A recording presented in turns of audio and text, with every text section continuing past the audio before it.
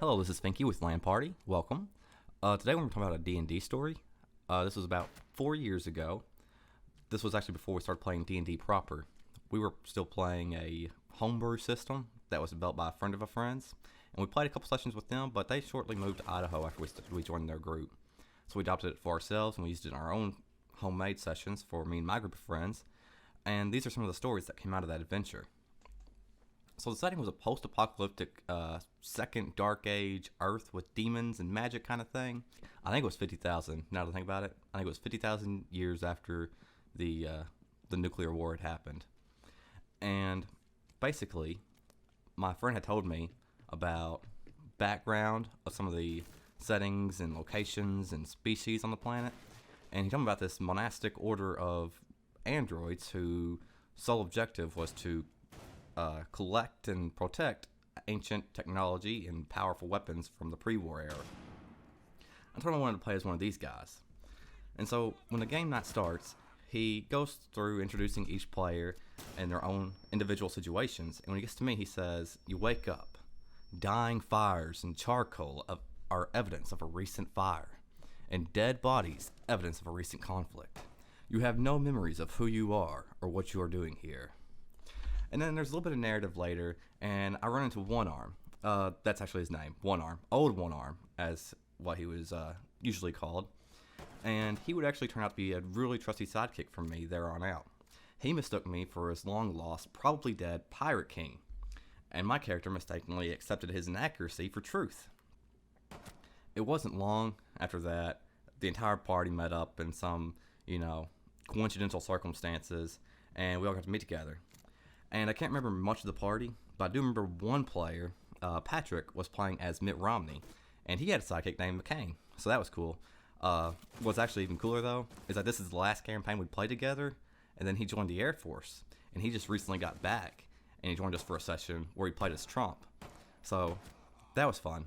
So we were going somewhere down in Italy, known in this time and universe as the Kingdom of God for some reason.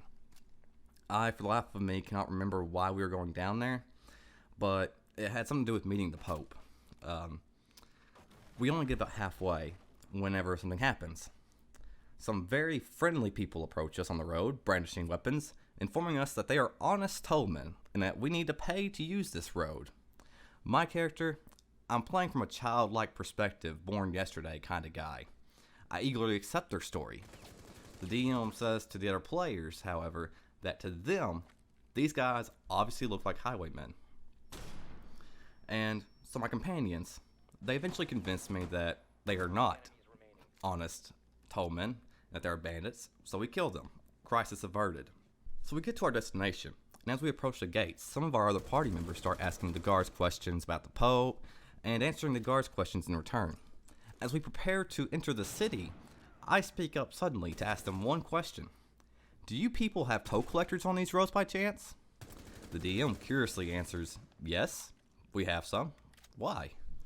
And then my character's face suddenly filled with dread as I admit, "I believe we may have accidentally, possibly killed some of your toll collectors."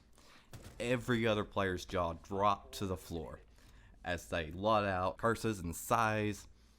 Obviously, we all get thrown in jail. It's okay though, because the Pope comes to see us and says to go to Morrow. And then, from that point on, 20% of the rest of the campaign was spent making Morrow jokes. Tomorrow. When? Tomorrow. Where? Tomorrow. But when? Tomorrow. That was probably 20% of the dialogue our party had from that day on for the next 6 or 7 months, however long that campaign lasted. But before we went to Morrow, we did a couple things in town. And this is where one of the funniest stories of any D&D campaign I've ever played happened. So we had this uber nerd with us. I'm not going to give his name. Give a fake name. We'll call him Donnie. And Donnie we were 16 or 17 at the time, and Donnie was really nerdy. He didn't have a lot of friends in school. He got picked on a lot. He didn't know how to talk to girls. He was really shy. You know what I'm talking about. We've all seen that kind of guy. And he's in a tavern, and he's playing as a female. He's in a tavern, and he asks if there are any tavern wenches around. The DM says, yes, there are plenty. And he says, I want to flirt with one. And he rolls his d20 charisma check, and the DM says, no, you actually got to talk to one.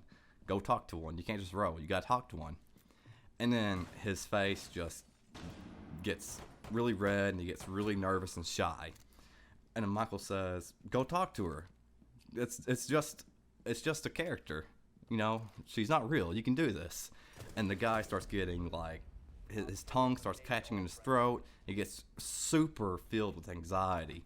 And we're all just sitting here like shocked. Like, this guy can literally not talk to a fake imaginary girl being role played by a bearded 17-year-old male in a room full of males.